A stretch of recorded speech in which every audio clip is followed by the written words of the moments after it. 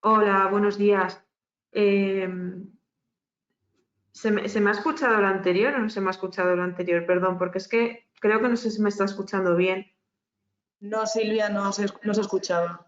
Vale, vale. Bueno, pues buenos días a todos. Estamos hoy aquí con nuestros compañeros Guadalupe Nieto y Miguel Ángel Castro, abogados del despacho de Abogados CE. Hoy nos van a hablar sobre el teletrabajo después de la pandemia y nada, chicos, cuando queráis podéis empezar. Muchas gracias. Bueno, buenos días a todos. Gracias por asistir a este webinar que vamos a impartir mi compañera Guadalupe y yo, que somos los miembros del Departamento Contencioso Laboral del despacho Abogados CE, antes Consulting Abogados. Y hoy hemos decidido hablar del teletrabajo, en concreto después de la pandemia, porque es un tema que a nivel de despacho pues, nos está generando bastante trabajo, sobre todo por las consultas de las empresas de cara a la reincorporación o la vuelta a la normalidad de los trabajadores a su puesto de trabajo habitual presencial. Bueno, como todos sabéis, el teletrabajo, o el trabajo, mejor dicho, viene marcado por una cultura de la presencialidad en este país y como consecuencia de la pandemia declarada en marzo del 2020, pues ha tenido una irrupción como una forma de trabajo de forma espontánea y obviamente provocada por la situación inesperada, ¿no? de fuerza mayor. Esa situación ya parece que ha desaparecido o por lo menos ya no se le da tanta información como al principio, aunque obviamente ya no sé en qué número de ola llevamos, pero está claro que seguimos en algún tipo de ola inmersa porque el número de contagios suben y bajan con carácter cíclico. Y el tema principal es hasta cuándo pueden las empresas seguir manteniendo el teletrabajo como forma de trabajo amparado en la causa del COVID. En este sentido, pues en función de la circunscripción territorial en la que nos encontremos, pues las diferentes normativas han ido promulgando normas que han ido poniendo o han ido acotando el fin de la causa del COVID como forma para seguir manteniendo el teletrabajo como modalidad de seguir prestando la relación laboral. En este sentido, y por encontrarnos en Madrid, sin perjuicio de que otras circunscripciones, pues a nivel de la Comunidad de Madrid podemos fijar como fecha de finalización del COVID y, por lo tanto, del teletrabajo amparado en la causa del COVID como el 20 de septiembre de 2021, fecha en la cual se dictó un Real Decreto que suprimió el límite de los aforos y horarios. El teletrabajo, como toda forma o toda modalidad, pues tiene sus ventajas y sus inconvenientes. El mismo también ha sido propiciado o ha tenido una alta acogida a nivel nacional debido a la gran implantación de la fibra de Internet que en este país ya existía con anterioridad a que se diera la situación del COVID, ¿no? Esa mayor digitalización provocada por la gran infraestructura, el gran desarrollo de la infraestructura que en este país se ha ido desarrollando durante muchos años, es lo que también ha propiciado que el teletrabajo haya tenido una favorable acogida a causa de esta situación espontánea que ha habido con el COVID. Como todo, pues os decía, tiene una serie de ventajas que os las cito en la diapositiva, como es de cara al trabajador la eliminación de los tiempos de desplazamiento, las facilidades sobre todo de la conciliación de la vida laboral y familiar, la flexibilidad en el tiempo de la actividad, flexibilidad entendida como flexibilidad entendida en el sentido de que obviamente la gran mayoría de los casos la jornada de trabajo ha tendido a incrementarse con respecto a la normalidad por aquello de la comodidad de poder estar en casa desempeñando nuestro trabajo. También es cierto que ha rebajado ostensiblemente los temas del absentismo y obviamente ha reducido notoriamente el tema de los accidentes sin itinere al evitar o al no existir el tema de los desplazamientos. Y lo que está muy en boga ahora mismo actualmente de cara a la retención de talento, ¿no? Y forma parte del salario, de hecho se le ha llamado salario emocional, es que como consecuencia de esta modalidad del teletrabajo, en muchos de los puestos de trabajo ya no solo se va buscando una mayor retribución, sino que parte de esa retribución sea desempeñar la forma de trabajo en remoto o en teletrabajo y no tenerse que desplazar a la empresa. Los inconvenientes, como siempre, pues es de cara al empresario, pues la dificultad o la mayor dificultad que tiene el empresario para controlar al empleado, la dificultad para el trabajo en equipo, aunque creo que con el devenir del tiempo y la puesta en práctica, el desarrollo de esta forma de trabajar, la dificultad para el trabajo en equipo cada vez son menos, ¿vale? Otro inconveniente, pues obviamente, son las inversiones y los costes iniciales que tiene que soportar el empresario de cara a dotar al trabajador de todos los medios y herramientas necesarias que posibiliten el trabajo a distancia, teletrabajo. Obviamente, eso propicia el aislamiento y la dificultad de desconexión, ¿no? ¿Esto qué ha hecho? Pues que obviamente muchas de las empresas han optado por optar por un modelo híbrido, ¿vale? Estar entre una presencialidad y un modelo de teletrabajo, ¿no? Ello propició que, bueno, como consecuencia de esta inesperada irrupción del COVID y como consecuencia de la obligación, siguiendo las recomendaciones sanitarias, de que la gente siguiera trabajando y, a ser posible, sin desplazarse de sus domicilios al centro de trabajo de cara a evitar los contagios, que con fecha 9 de julio del año pasado, 2021, pues se dictara la Ley de Trabajo a Distancia, que quiere decir que el germen de esta ley estaba ya en fase de estudio con anterioridad a la irrupción del COVID en nuestras vidas, ¿no? Esta ley viene a convalidar el Real Decreto 28/2020 de 29 de septiembre, ¿vale? Y el ámbito de aplicación de la misma, pues es básicamente, principalmente a los trabajadores por cuenta ajena, conforme a los requisitos que establece el artículo 1.1 del Estatuto de los Trabajadores, ¿no? Que establece, por recordarlo, que esta ley será de aplicación a los trabajadores que voluntariamente presten sus servicios retribuidos por cuenta ajena y dentro del ámbito de organización y dirección de otra persona física o jurídica denominada empleador o empresario. La ley de esta ley del trabajo a distancia se viene a aplicar al trabajo que se preste a distancia en la modalidad de teletrabajo, ¿vale? Trabajo a distancia no es lo mismo que teletrabajo, ¿vale? Con carácter regular, definiendo la regularidad la propia norma con un porcentaje de la jornada, de la duración de la jornada habitual de un 30% en un periodo de referencia de 3 meses.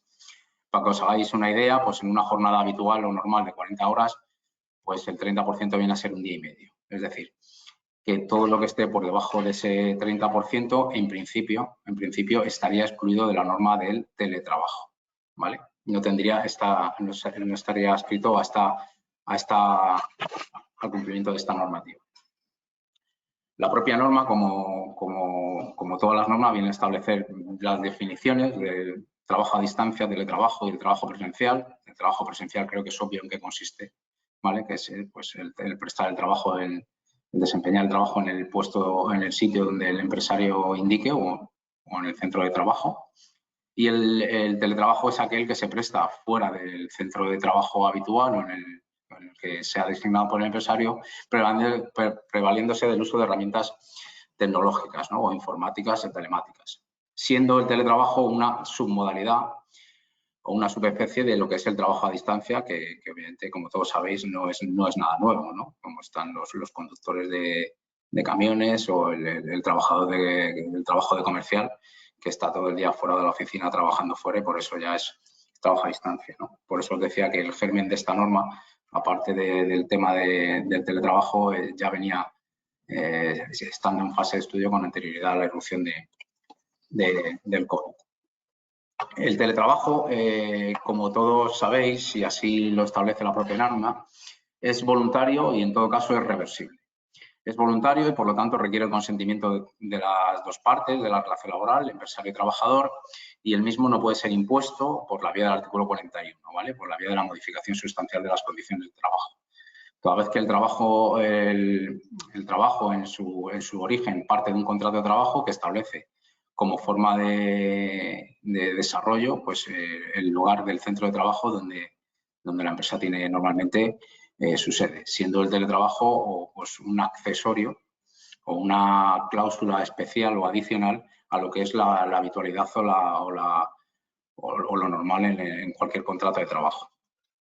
Todo ello, no obstante, el derecho a trabajar a distancia pues, tiene que estar reconocido en la legislación, en la norma base, que es la ley del teletrabajo, o en la negociación colectiva. La norma le da una suerte de preferencia a la negociación colectiva para que sea la negociación colectiva la que obviamente regule, determine o establezca los requisitos en los cuales se pueda desempeñar esta nueva forma de trabajar o desempeñar la relación laboral en los diferentes sectores de la actividad, ¿no? Nada tiene que ver con lo establecido en el artículo 34.8 y el teletrabajo en sí mismo no tiene que obedecer a ningún tipo de causa, como os decía, parte del consentimiento de ambas partes. El artículo 34.8 es una forma de que el trabajador pueda acceder a desempeñar el trabajo en la modalidad de teletrabajo, pero tiene que tener algún tipo de origen o causa, ¿vale?, en la solicitud del mismo.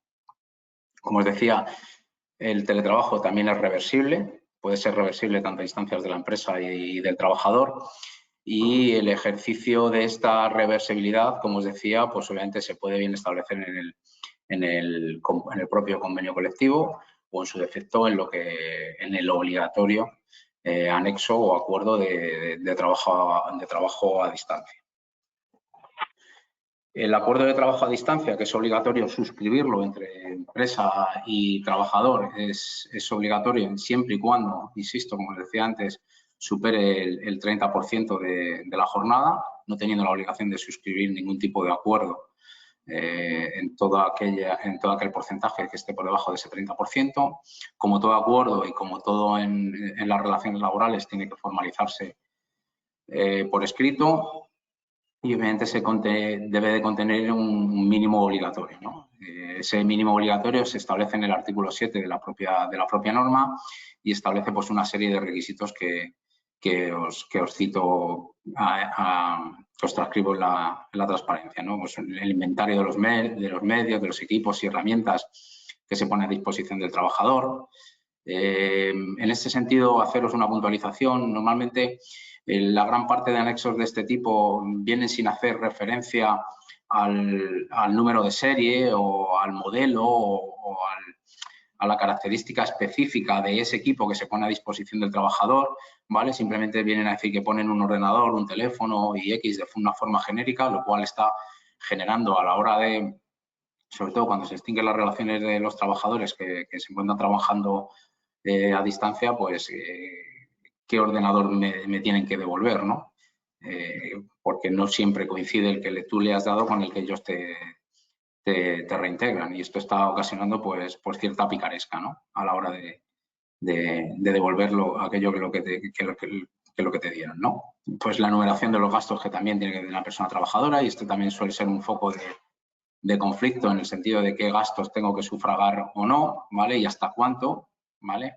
El horario también se tiene que establecer, el porcentaje de distribución en el caso que tengamos un modelo híbrido y no sea 100% de teletrabajo entre la persona del presencial con el trabajo a distancia, el centro de trabajo, es decir, el centro de trabajo del trabajador que presta su trabajo a distancia es su propia casa, cualquier sitio que determine, ¿vale? En este sentido también es decir que hay muchos anexos de teletrabajo que nosotros estamos haciendo, en los cuales ya se establece la posibilidad de fijar dos lugares o centros de trabajo donde el trabajador pueda desempeñar su jornada. No tiene por qué ser o coincidir con su domicilio habitual. Hay mucha gente que, como se firma este anexo de trabajo y obviamente el anexo de trabajo tiene una voluntad o un objetivo de permanencia, pues se establece el domicilio habitual y su segunda residencia o la segunda residencia que vaya a tener en el periodo estival. La duración de los plazos de preaviso para el ejercicio de la acción de reversibilidad. Normalmente pues, estamos observando en los diferentes anexos que estamos suscribiendo, pues que se da una suerte de preaviso de entre 15 días y un mes. Obviamente, especial atención a los medios de control empresarial de la actividad, ¿vale?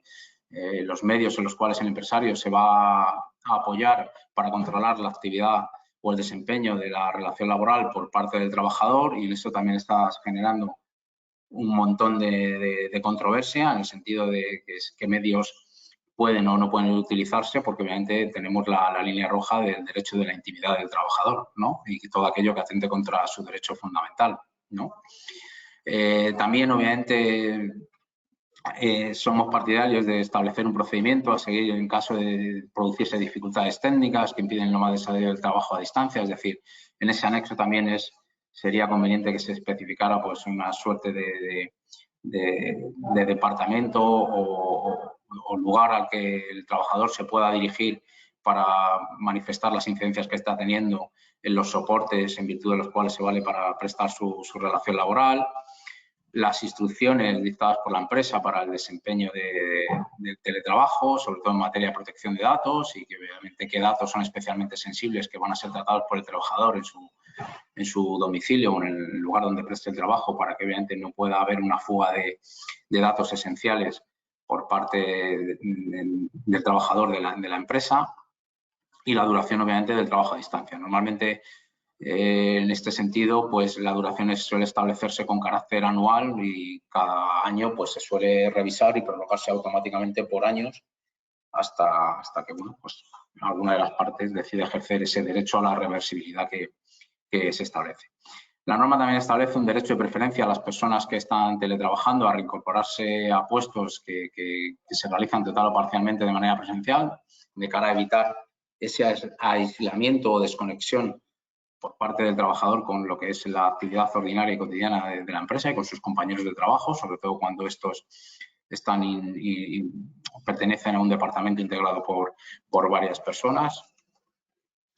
Y bueno, como toda norma en el ámbito laboral, pues se reconocen una serie de derechos a las personas que prestan el trabajo a distancia, que básicamente son iguales a los trabajadores que prestan el trabajo de forma presencial, ¿no? Pues tenemos el derecho a la formación y a la promoción, a la prevención de riesgos laborales, al que nuestro puesto sea evaluado y por parte de los servicios de prevención de riesgo de la empresa, el derecho a flexibilizar el horario de prestación de servicios, el uso de medios, en fin, los mismos trabajadores, los mismos derechos que los trabajadores a nivel presencial, ¿no? Con la especial característica de que estos obviamente no están dentro del ámbito de la presencialidad del puesto de trabajo habitual.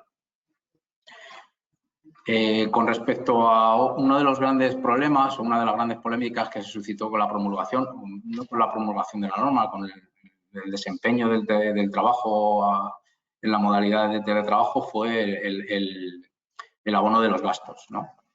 El abono de los gastos que trasladan a que el trabajador no tiene por qué hacerse cargo de los gastos relacionados con los equipos, herramientas y los medios vinculados al desarrollo de la prestación laboral, siendo obligación del empresario la sufragación de los mismos, ¿no? Y en este sentido, sí es cierto que ante la inexistencia de normas, pues obviamente de norma, en la norma de derecho al teletrabajo, los propios convenios colectivos son los que están adquiriendo cierta relevancia y protagonismo. Luego os contará mi compañera Guadalupe una serie de convenios que hemos traído a colación. Hay muchos más, ¿vale? Pero para que podáis ver cómo están regulando los convenios el desarrollo del teletrabajo y sobre todo la sufragación de los gastos en los que incurre el trabajador en el desempeño de la modalidad del teletrabajo, ¿no? El trabajar desde casa o desde fuera del centro de trabajo no está exento del registro horario, ¿vale? Esto es un gran inconveniente de cara a las empresas que se han visto obligadas a dotarse de medios telemáticos necesarios que permitan el control del desarrollo de la prestación laboral por parte del trabajador y, obviamente, como establece la norma del registro horario, pues ese registro horario debe de reflejar una hora de inicio y una hora de final, así como las interrupciones que se produzcan.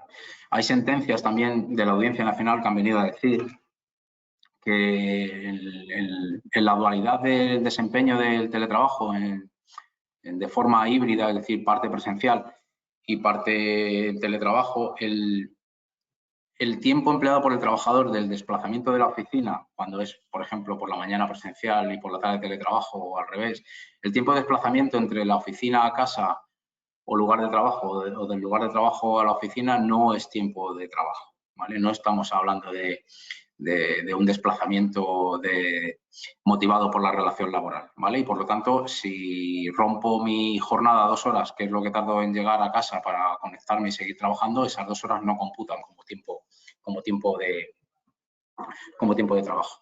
Y sobre todo en tema también del teletrabajo hay una norma de especial atención, que es el artículo 88 de la Ley Orgánica de Protección de Datos de Derechos y Garantías de Derechos Digitales, que viene a regular el denominado del derecho a la desconexión digital.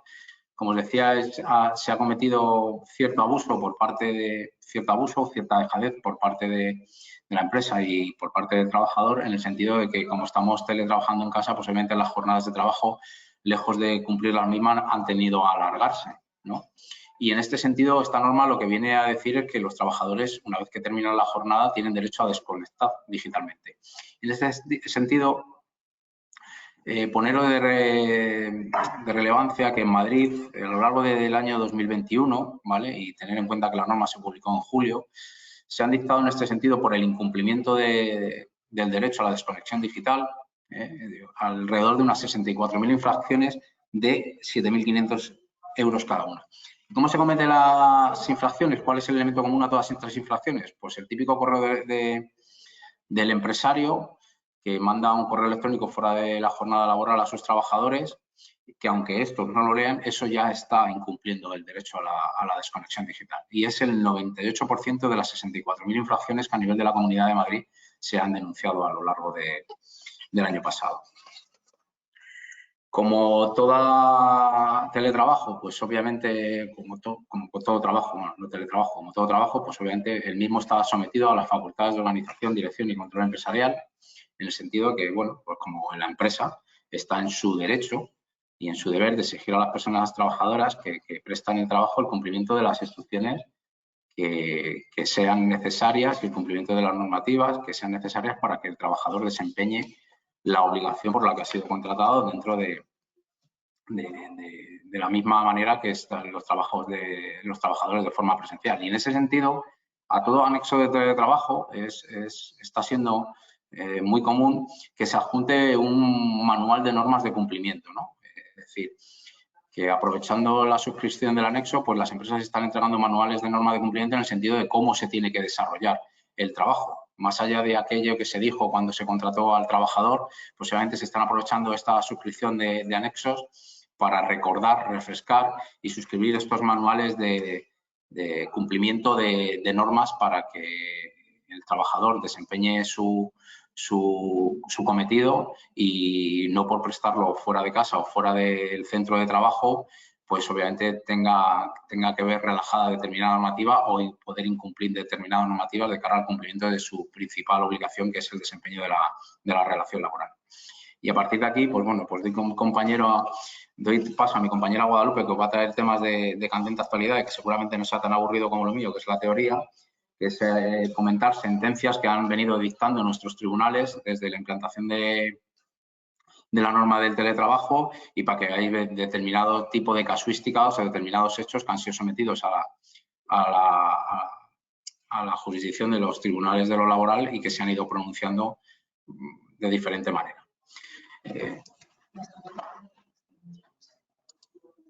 Buenos días a todos. Bueno, pues continuando con lo que ha comentado Miguel y primero intentando hablar de los convenios colectivos que ya están regulando el teletrabajo o que ya lo regulaban con anterioridad a la entrada en vigor de esta ley, porque muchos de ellos ya estaban regulando el teletrabajo antes de la ley 10/2021. La ley, como ha comentado Miguel, deja en manos de la negociación colectiva el poder regular todos los aspectos relacionados con esta modalidad de trabajo y establece expresamente, es la disposición transitoria primera, cómo tiene que aplicarse esta ley o cuándo debe aplicarse esta ley a los convenios colectivos o acuerdos colectivos que ya regularan el teletrabajo con anterioridad a la entrada en vigor de la misma. Establece un periodo transitorio, bien sea por la fecha de vigencia del convenio o del acuerdo que hubiese pactado, o en el caso de que no se establezca fecha de vigencia, al año de la entrada en vigor de esta ley, con lo cual ya deberían haberse adaptado a la misma, o como máximo, si ambas partes, las partes que negociaran ese convenio o ese acuerdo, lo acordaran, hasta un máximo de 3 años desde la entrada en vigor de la ley. Como decíamos, os hemos dejado un listado de convenios, hay muchísimos más que ya regulaban o que ya han empezado a regular el teletrabajo, y simplemente por si alguien tiene curiosidad y quiere ver cómo se está regulando en los distintos convenios colectivos. Entrando ya a comentar las reacciones judiciales que hemos tenido en materia de teletrabajo. Es complicado encontrar aún sentencias que apliquen la Ley 10/2021, primero porque lleva muy poco tiempo en vigor, la justicia es bastante lenta y aún no hay muchas resoluciones, hay alguna, pero no muchas. Y en segundo lugar, puesto que el procedimiento que se ha establecido para poder impugnar o para poder reclamar el teletrabajo que regula la Ley 10/2021 cabe únicamente en primera instancia ante los juzgados de lo social. Contra esa sentencia no cabe recurso, por lo tanto va a ser muy difícil encontrar pronunciamientos de tribunales superiores de justicia o incluso del Tribunal Supremo. No obstante, bueno, hemos seleccionado una serie de sentencias que entendemos que pueden ser relevantes. La primera es la sentencia del Supremo de 20 de octubre de 2021 y, como comentaba Miguel al principio, al comenzar la presentación, a día de hoy el teletrabajo por COVID ya no debería continuar aplicándose, las restricciones por COVID han terminado, con lo cual la causa que motivaba esa modalidad de teletrabajo no existiría, no estaría vigente, pero es cierto que hay muchas empresas que aún continúan aplicando el teletrabajo por COVID y nos preguntan cómo pueden comunicar o cómo pueden llevar a cabo la vuelta a la presencialidad. Esta sentencia en ese sentido es muy relevante porque lo que viene a decir el Supremo es que la empresa no tiene que negociar con los representantes de los trabajadores la vuelta a la presencialidad. Es una decisión que debe tomar la empresa, que debe ser adoptada unilateralmente por la empresa, puesto que ninguna norma ni legal ni convencional le impone la obligación de negociar la vuelta a la presencialidad. Y bueno, lo que venía a decir es que igual que no se negoció el implantar el teletrabajo por COVID, no hay que negociar ahora la vuelta a la presencialidad. Sí que es importante, tal y como decíamos, aunque no haya una fecha de finalización del teletrabajo por COVID, en nuestra opinión ya no podría mantenerse, y lo que podría conllevar, a nuestro modo de ver, el continuar manteniendo el teletrabajo por COVID es que finalmente esos trabajadores adquieran un derecho adquirido al teletrabajo, a poder teletrabajar, y además estaríamos hablando de una situación en la que, si no podemos seguir justificando que es teletrabajo por COVID, deberíamos tener suscrito el anexo obligatorio que exige la ley, y si no lo tenemos suscrito, como sería el caso, porque entendamos que es por COVID, se podría sancionar conforme a la LISOS. Con lo cual es conveniente que aquellas empresas que todavía mantengan el teletrabajo por COVID, si quieren seguir manteniendo el teletrabajo, suscriban los anexos, y si no, retomen la vuelta a la presencialidad lo antes posible, porque, como decimos, ya debería haberse retomado. Las siguientes sentencias, que son de tribunales superiores de justicia, son anteriores a la entrada en vigor. Bueno, las sentencias no, pero los supuestos que se plantean sí son anteriores a la entrada en vigor de la Ley 10/2021, pero sí que nos han parecido interesantes. La sentencia del Tribunal Superior de Justicia de Castilla y León viene a establecer que el hecho de que la empresa supervise la pantalla del trabajador que está trabajando en remoto no vulnera la intimidad de la trabajadora que en su día autorizó ese programa de control cuando se lo instalaron en su ordenador personal. Ni siquiera era un ordenador propiedad de la empresa, sino que era propiedad de la trabajadora. Es un despido de marzo del 2020 en el que la trabajadora aceptó que la empresa implantara ese mecanismo de control, y la empresa, al tener instalado el mecanismo, controlaba durante el tiempo de trabajo de la trabajadora su trabajo, que era lo que ella hacía. Al realizar pantallazos de la pantalla de la trabajadora, se dio cuenta de que no estaba realizando su trabajo, sino que entraba en otras páginas web diferentes, y procedió a su despido disciplinario. El TSJ declara ese despido procedente y lo relevante es que indica que esa actuación por parte de la empresa no vulnera el derecho a la intimidad de la trabajadora, puesto que ella misma había autorizado que la empresa aplicase ese mecanismo de control. La siguiente, que es del TSJ de Madrid, es también un despido, este es de abril del año 2021, en el cual la empresa despide a la trabajadora por ausencias injustificadas. En este caso, al estar teletrabajando, esas ausencias injustificadas consisten en desconexiones a lo largo de su relación laboral.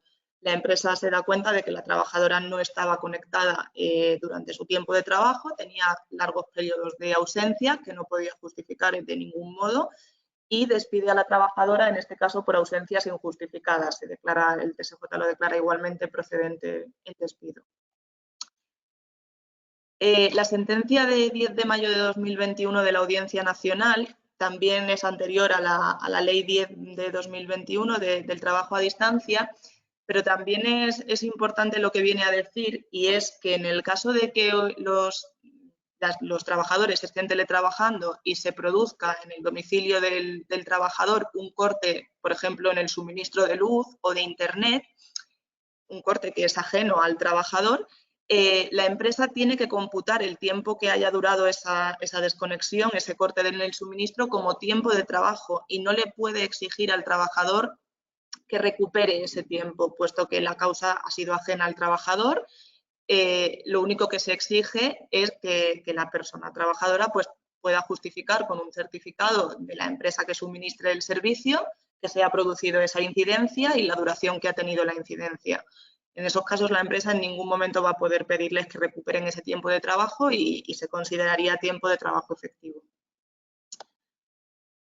La siguiente sentencia, que es la sentencia del Supremo de 1 de junio de 2022, también, aunque parezca algo obvio, pues el Tribunal Supremo ha venido a manifestar que las personas que están teletrabajando no tienen derecho a cobrar un plus transporte. El plus transporte al final tiene como objetivo cubrir el gasto del transporte en el que incurren los trabajadores, no es salario, es un plus extrasalarial. Si no hay ese desplazamiento, si los trabajadores no tienen que desplazarse al centro de trabajo, no tienen por qué abonarles el plus transporte.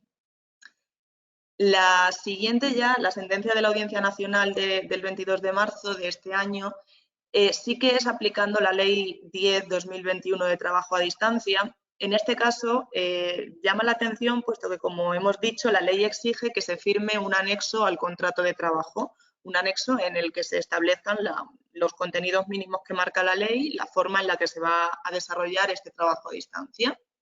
En este caso, en este supuesto, la empresa había redactado unilateralmente un acuerdo de teletrabajo y lo único que hacían los trabajadores era adherirse o no a ese acuerdo. El que quería teletrabajar se tenía que adherir al acuerdo que había redactado la empresa. Es decir, no era un acuerdo consensuado entre la empresa y cada uno de los trabajadores que se anexaba al contrato, sino un acuerdo de adhesión. Varios sindicatos impugnaron este acuerdo. Uno de ellos impugnó la totalidad del acuerdo, solicitó la nulidad del acuerdo porque entendía que era un acuerdo de adhesión y que no era válido conforme a lo que exigía la ley. Y la Audiencia Nacional no declara la nulidad del anexo o del acuerdo de adhesión, sino que le da validez y lo que hace es declarar la nulidad de determinadas cláusulas que no cumplían lo que establecía la Ley 10/2021.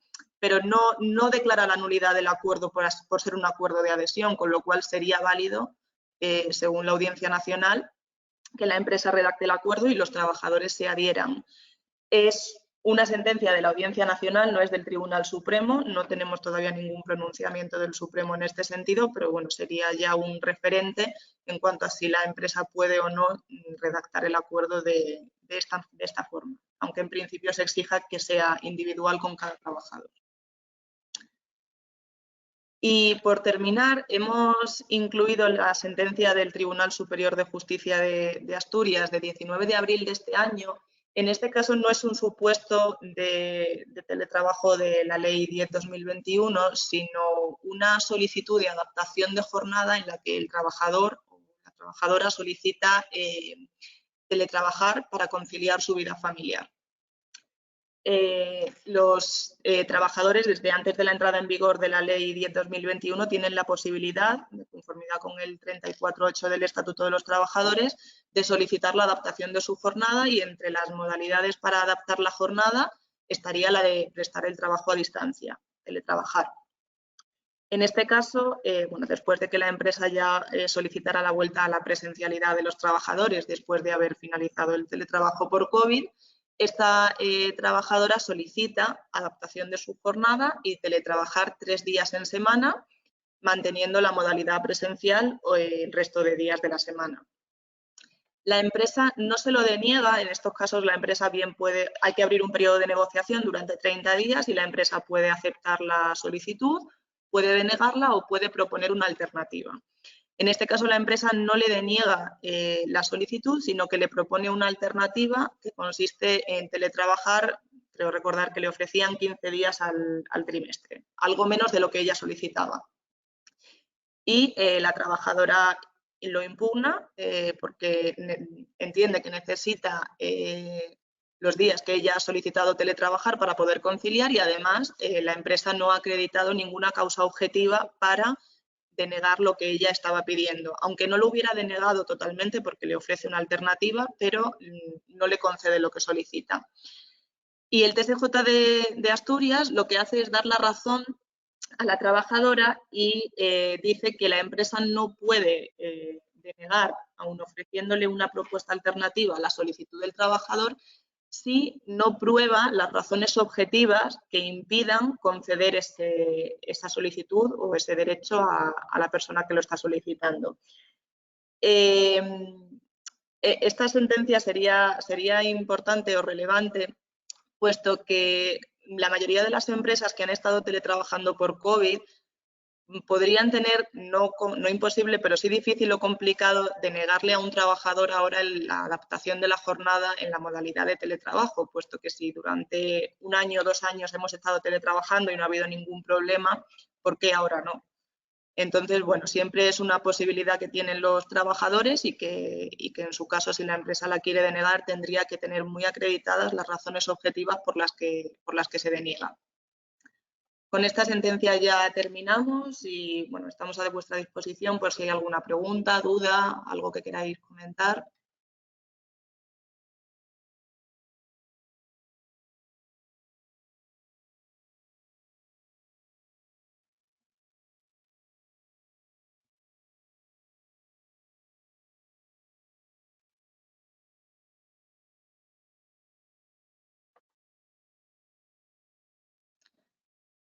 No veo, Silvia, no sé si estás conectada, yo no veo ninguna pregunta, pero no sé si tú puedes ver alguna.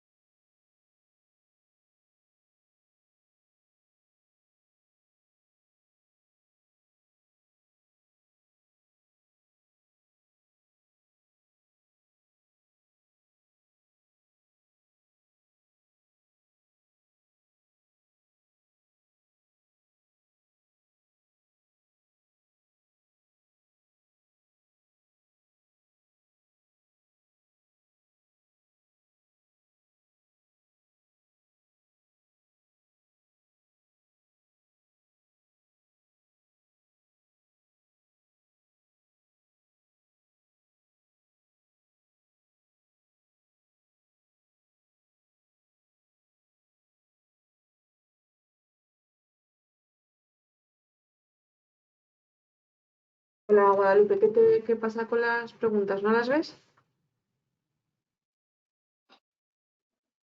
A ver, hay una pregunta Hay una pregunta de Óscar. ¿La lees o te la leo? Que no, ¿ves las preguntas o te ayudo yo y te las leo?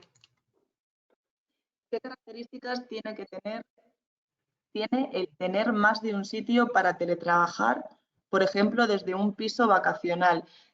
No sé a qué se refieren con qué características, pero sí que el anexo de teletrabajo debe establecerse cuál es el lugar de teletrabajo.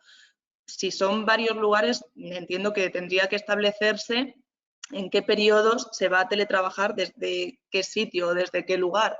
En materia de prevención de riesgos, habría que analizar los riesgos de cada uno de los sitios de trabajo y, además, como hemos dicho, la empresa debe facilitar todos los medios para que el trabajador pueda teletrabajar desde un sitio o desde otro.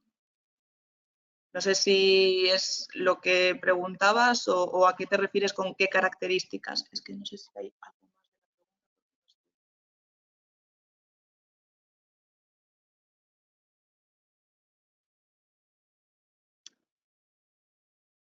Hay otra pregunta, ¿se puede denegar en qué casos? Se puede denegar el teletrabajo por adaptación de la jornada o el teletrabajo de la ley 1021.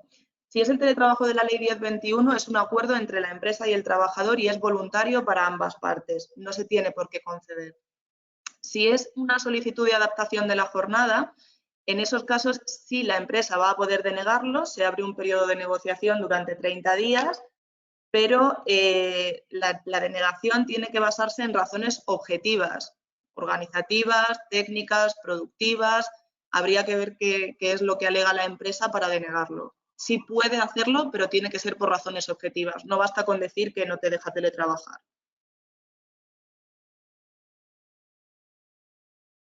En el anexo hay que establecer la dirección del lugar de trabajo, efectivamente. ¿Cuál va a ser el lugar de trabajo del trabajador?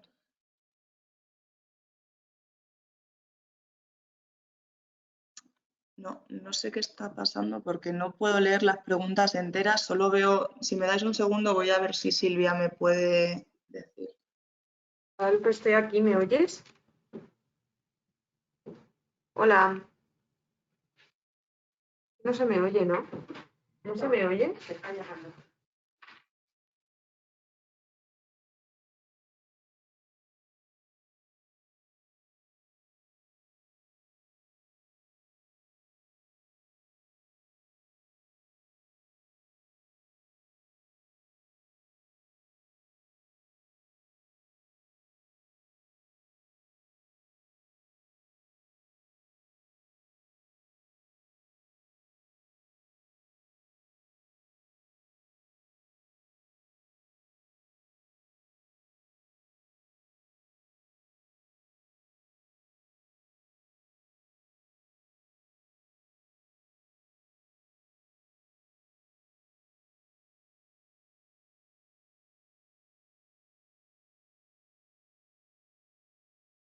Vale, a ver, creo que ya puedo ver todas, creo. La siguiente. Cuando parte de la plantilla está teletrabajando, pueden denegarte el trabajo a distancia declarando que no quieren asumir más trabajadores en esta modalidad? En principio, no, salvo que acrediten que por razones organizativas o productivas no puedan conceder el teletrabajo. Pero repito, el denegar el trabajo a distancia sería porque se haya solicitado la adaptación. El teletrabajo conforme a la ley 10/2021 es voluntario y no hay obligación de concederlo. Y se podría siempre y cuando acrediten que es por razones organizativas o productivas, pero no porque haya otros trabajadores teletrabajando. Tendrían que justificar cómo afecta esto o cuál es la causa organizativa o productiva para denegarlo. Esta creo que estaba contestada. La compensación de los gastos, ¿cómo deben calcular en el caso de la electricidad e internet, ya que son los dos suministros utilizados para el uso personal de la casa? A ver, la ley lo que establece es que sea la negociación colectiva la que marque cómo deben abonarse los gastos del teletrabajo. Ya hay convenios que lo están regulando, estableciendo una cantidad X en compensación por los gastos, sin calcularlo. Si esto no se hace así, tendría que acordarse entre la empresa y el trabajador. No existe una fórmula, sino que se tiene que llegar a un acuerdo. Lo normal es abonarle una cantidad que se acuerde, que se pacte entre ambas partes y que con eso se compensen los gastos. pero como decimos, los convenios ya están empezando a incluir cómo se debe regular o cómo se debe compensar los gastos de teletrabajo. Otra de las preguntas, si tenemos ahora una ayuda para la comida en el teletrabajo, ¿entraría dentro de la competencia de gastos a través de los sindicatos? No entiendo muy bien qué es la pregunta de si entraría dentro de la competencia. ¿Te refieres a los gastos de teletrabajo que debe abonar la empresa? O si, vale, sería en la negociación, mejor dicho, sería en la negociación colectiva cuando se teletrabaja. A ver, si es de los gastos que te deben abonar, en principio la ayuda de la comida habría que ver si en el convenio viene establecida únicamente para cuando se acceda al centro de trabajo o no, pero ya hay alguna sentencia, es cierto que es anterior a la entrada en vigor de esta ley, pero hay alguna sentencia, creo que era de la Audiencia Nacional, que decía que la empresa no podía suprimir los tickets restaurant o las ayudas a la comida en el caso de teletrabajo. Con lo cual, quizá aplicando esas sentencias o lo que las sentencias establecieran, esa regulación, la empresa en este caso tampoco podría suprimir esa ayuda o ese ticket restaurant o lo que haya pactado en el convenio. Cuando se teletrabaja y hay reuniones en la oficina, los gastos de transporte corren por parte del trabajador. Si no se ha pactado otra cosa, habrá que ver a qué distancia está el trabajador del centro de trabajo. Lo más idóneo sería dejarlo reflejado en el anexo, quién va a correr con esos gastos, porque la ley sí que habla de que cualquier compensación de gastos la tiene que abonar, por el teletrabajo la tiene que abonar la empresa. Entonces, si no se ha pactado nada, posiblemente el trabajador pueda reclamarlo a la empresa. No es lo mismo estar trabajando en tu domicilio de Madrid y que el centro de trabajo esté en Madrid, que a lo mejor que el centro de trabajo esté en Madrid y estés teletrabajando en Valencia y tengas que coger un AVE o venirte en coche y el coste del desplazamiento sea mayor. Lo correcto sería dejarlo reflejado en el anexo. ¿Quién va a correr con los gastos en esos supuestos? En caso de que sea el trabajador el que no quiere teletrabajar, ¿también tendría que justificar? No, el teletrabajador no tiene que justificar nada, puesto que el teletrabajo es voluntario para ambas partes y reversible. El trabajador, si no quiere teletrabajar, no le pueden obligar a teletrabajar, no se puede imponer como una modificación sustancial de condiciones ni unilateralmente por la empresa. El teletrabajo es voluntario y tiene que ser acordado por las dos partes.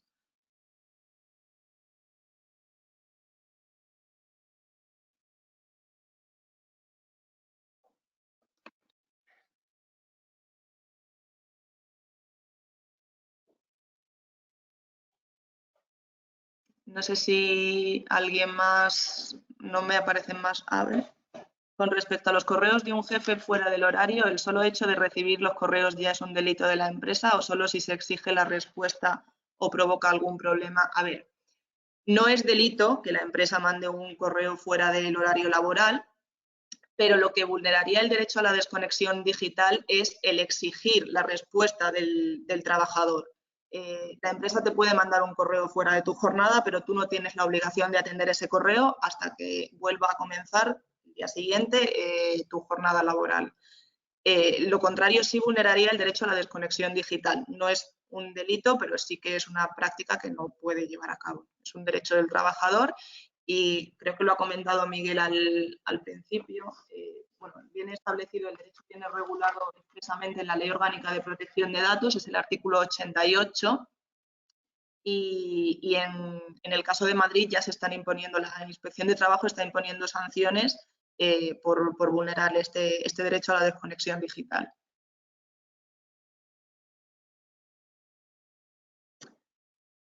Si el correo es enviado por el trabajador fuera de la jornada laboral, pues los riesgos para la empresa, uno, que el trabajador pueda reclamar la realización de horas extraordinarias porque estaría trabajando fuera de su jornada, y dos, que te alegue una vulneración del derecho a la desconexión digital.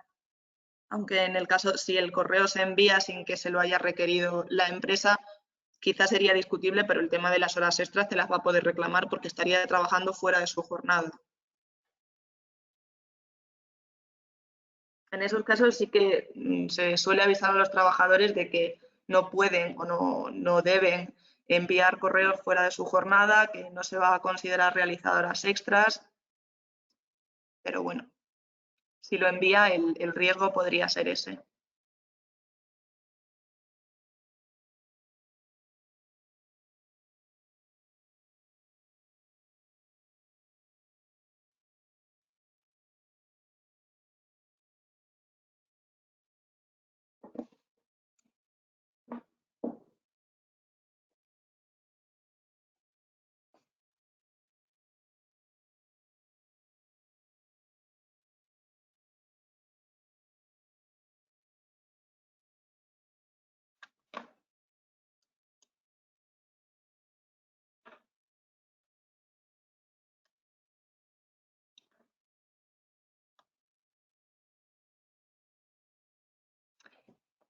Si la empresa no pone a disposición del trabajador equipos informáticos en caso de que el trabajador haya pedido la adaptación de su jornada para trabajar determinados días desde casa, a ver, ¿cómo se valoraría? En el caso de que se solicite la adaptación de la jornada, la gran duda es si hay o no que firmar un anexo de teletrabajo conforme a la Ley 10/2021, que es la ley que obliga a la empresa a poner a disposición del trabajador los equipos informáticos. Yo entiendo que habría que hacerlo igual, puesto que al final estás teletrabajando, aunque sea por una causa motivada, que es la conciliación de la vida familiar, pero sí podría ser discutible, aunque aún no haya sentencias que se hayan pronunciado sobre esto. Y en el caso de que la empresa no pusiese a disposición del trabajador los equipos informáticos, sería un incumplimiento de lo que establece la ley del trabajo a distancia y el trabajador podría reclamarlo. No sé con el cómo se valoraría a qué hacer referencia, porque es que es una obligación, lo tendría que poner, aunque quizá lo discutible sería si se aplicaría o no esta ley en los casos de solicitud de adaptación de la jornada. Que como digo, yo entiendo que sí, pero es la gran duda, puesto que esta ley es diferente, es un supuesto en el que ambas partes acuerdan el teletrabajo voluntariamente y en la adaptación de la jornada se solicita por el trabajador amparándose en una causa que es la conciliación de la vida familiar.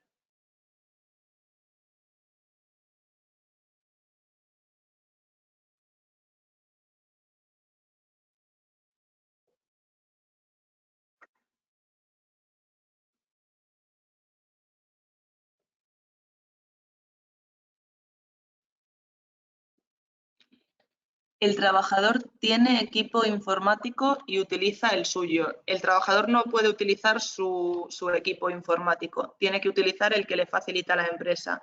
Creo además que la ley establece expresamente que, por ejemplo, en el tema de controlar al trabajador, de establecer medios de control, nunca se pueden establecer medios de control sobre equipos que sean propiedad de la persona trabajadora, con lo cual tiene que utilizar el equipo que la empresa le ha facilitado.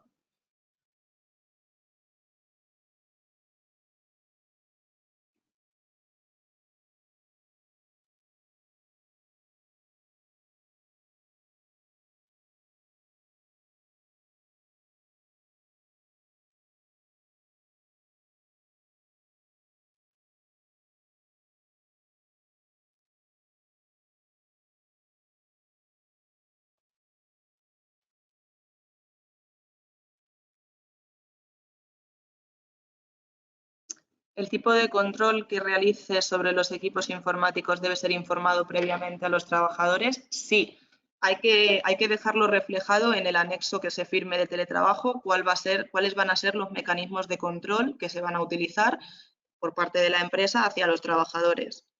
Como os decía, en el caso de la sentencia del TSJ de Castilla y León, en el que se despidió a la trabajadora por no haber realizado su trabajo, el mecanismo de control utilizado por la empresa era un programa en el que la empresa accedía al ordenador de la trabajadora y podía realizar pantallazos de lo que hacía en cada momento. El TSJ entendió que eso no vulneraba su derecho a la intimidad porque había sido aceptado por la propia trabajadora, con lo cual, además de que hay que reflejarlo en el anexo, es siempre aconsejable hacerlo precisamente para después no tener problemas a la hora de, en caso de que sea necesario, realizar una sanción o un despido.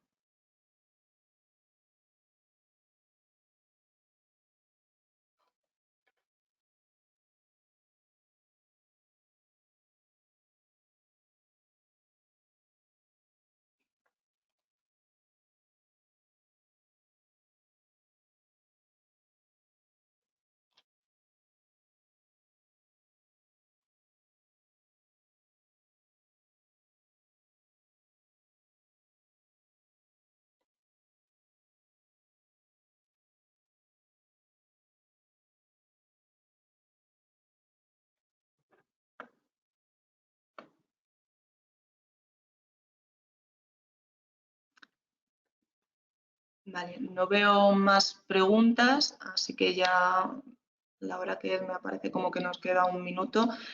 Pues nada, agradeceros a todos la asistencia. Si alguien se ha quedado con alguna duda, nos la podéis hacer llegar y si os podemos ayudar, os indicaremos. Y nada más por nuestra parte. Muchas gracias a todos.